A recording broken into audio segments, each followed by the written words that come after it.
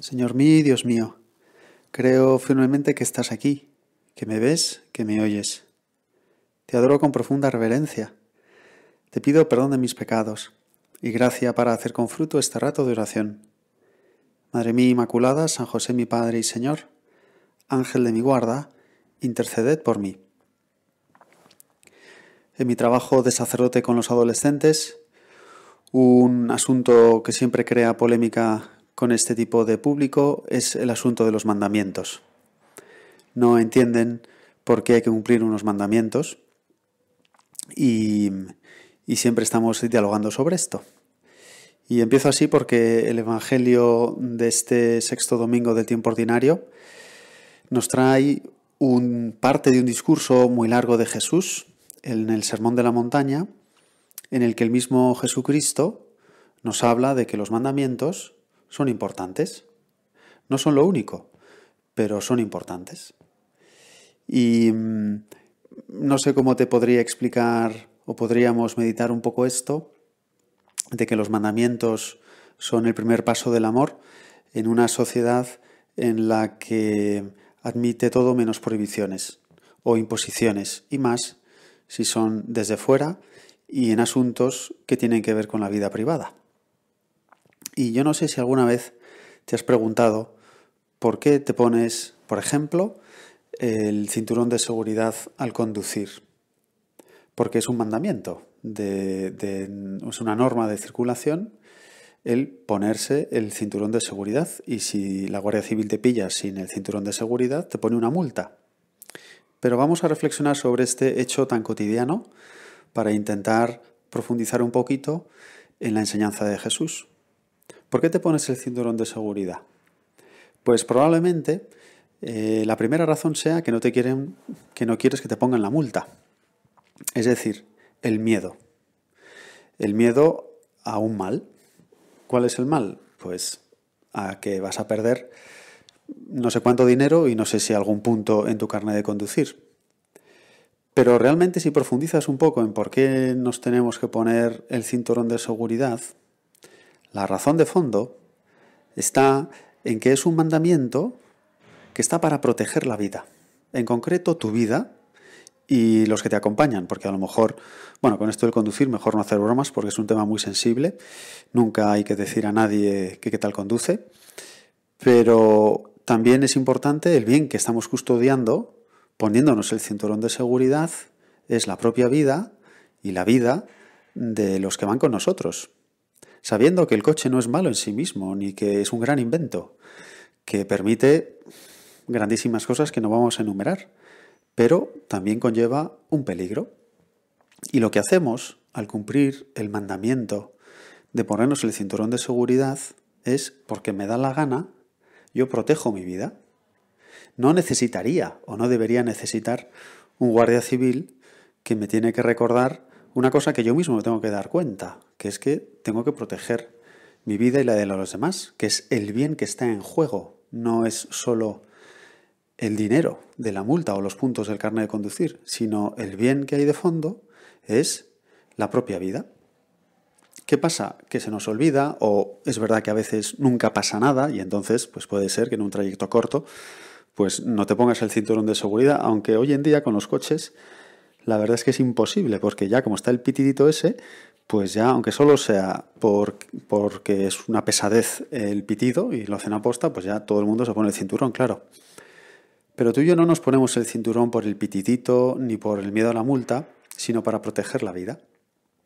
Y este es el sentido de lo que nos explica Jesús hoy en este discurso, en esta parte del Sermón de la Montaña. Él se pone al mismo nivel que el gran legislador, Moisés, del pueblo de Israel.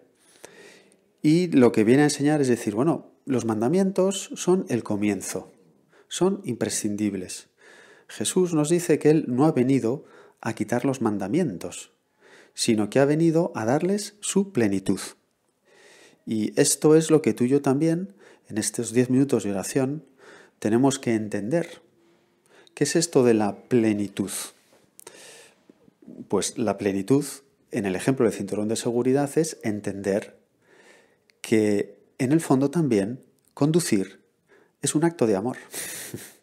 Es un acto de amor, en primer lugar, hacia mí mismo, cuando soy prudente, porque la vida es un bien que hay que custodiar, y también es un acto de amor hacia los que van conmigo y hacia el resto de gente que circula conmigo en la carretera. Y por eso yo también respeto los stops y los límites de velocidad y me someto a cantidad de mandamientos en la circulación. ¿Por qué? Por amor. ¿Qué es lo que ocurre? Que normalmente no lo hacemos por amor, sino que es por miedo a la policía. Y a veces esta visión, que es como muy sencilla, se nos mete también con Dios. A Dios lo vemos como ese guardia civil que no hace más que prohibirme cosas. Y por eso a veces a mí los niños me vienen y piensan que las cosas son malas porque son pecado, que mentir es malo porque es pecado. Y no es verdad. Es al revés, sino que Dios dice que algo es pecado porque es malo para nosotros. El perder la vida por conducción temeraria es un mal que va contra nosotros y por eso Dios lo sanciona, para que tú y yo caigamos en la cuenta de lo que estamos haciendo, de que conducir es un acto de amor y es un acto de responsabilidad también. Y por eso necesitamos los mandamientos, pero no nos quedamos solo en los mandamientos, no nos quedamos solo en el que tengo que ir con el cinturón puesto, sino que lo importante del conducir es esto, un acto de amor. Por eso en ese discurso, Jesús, en el discurso del Sermón de la Montaña, Jesús lo abre con las bienaventuranzas, que por así decirlo son como la otra parte o la continuación, mejor dicho, de los mandamientos. Y el bienaventurados los que lloran, bienaventurados los pacíficos, bienaventurados los mansos, etc., son como eso, una prolongación de los mandamientos. Son un ir a más, son una plenitud.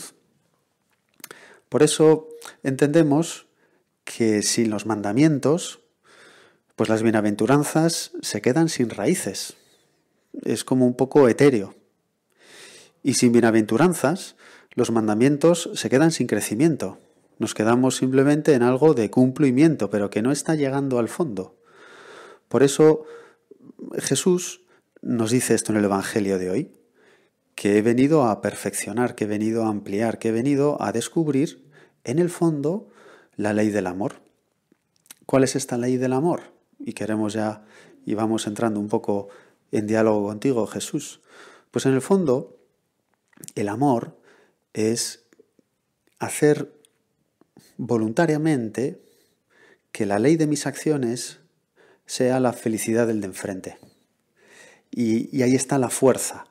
La fuerza no está en el miedo, la fuerza no está en la sanción, sino que la fuerza del amor está en que la caridad me hace ponerme en la piel, en la cabeza, en los gustos, en la manera de ser, en los problemas del otro, del de enfrente. De tal manera que los gustos del otro, también su manera de ser, que a veces me puede disgustar, de alguna manera van siendo como la ley de mi comportamiento. Pero no es una ley que me viene de fuera, impuesta, porque yo no quiera, sino que es una ley plenamente asumida desde dentro. Y entonces la ley del amor tiene como primer escalón el no matar, el no mentir, el no robar. Lógicamente, porque una persona que dice que ama, pero que miente, pues no ama. Por eso el primer escalón, la raíz, son siempre los mandamientos. Y sobre esa raíz se va construyendo la ley del amor, que como es una ley divina, que como es algo que se va moviendo dentro de nosotros y que el Espíritu Santo va fomentando dentro de nosotros, pues va creciendo como esa flor. Y al final, pues esas raíces profundas que son los mandamientos, pues brotan flores, que son las bienaventuranzas. De tal manera que nosotros, cuando vivimos las bienaventuranzas, no aguantamos o no somos personas resentidas o comprimidas por un mandamiento, no, sino que ya lo hemos hecho nuestro, lo hemos encarnado y el Espíritu Santo nos da una luz para ir dándonos cuenta que efectivamente la ley que dirige mis acciones, la ley que dirige mis pensamientos es una voluntad ajena. Y ahí también es donde entra la voluntad de Dios. Y esa es la raíz de nuestro amor a Dios, que todo lo que nos viene de Dios es bueno y lo queremos, pero no como una imposición desde fuera, sino como una expresión de nuestro amor. Pues le pedimos en estos 10 minutos a Jesús que reflexionemos sobre esto, que puede parecer un discurso quizá un poco teórico, pero que es fundamental también para ir ganando en unidad de vida y que nuestra vida interior, nuestra vida de piedad con Dios, no sea una cosa solo que se quede en el exterior, sino que vaya informando también lo más profundo de nuestro corazón. Te doy gracias, Dios mío, por los buenos propósitos, afectos e inspiraciones que me has comunicado en esta meditación. Te pido ayuda para ponerlos por obra. Madre mía Inmaculada, San José mi Padre y Señor, Ángel de mi guarda, interceded por mí.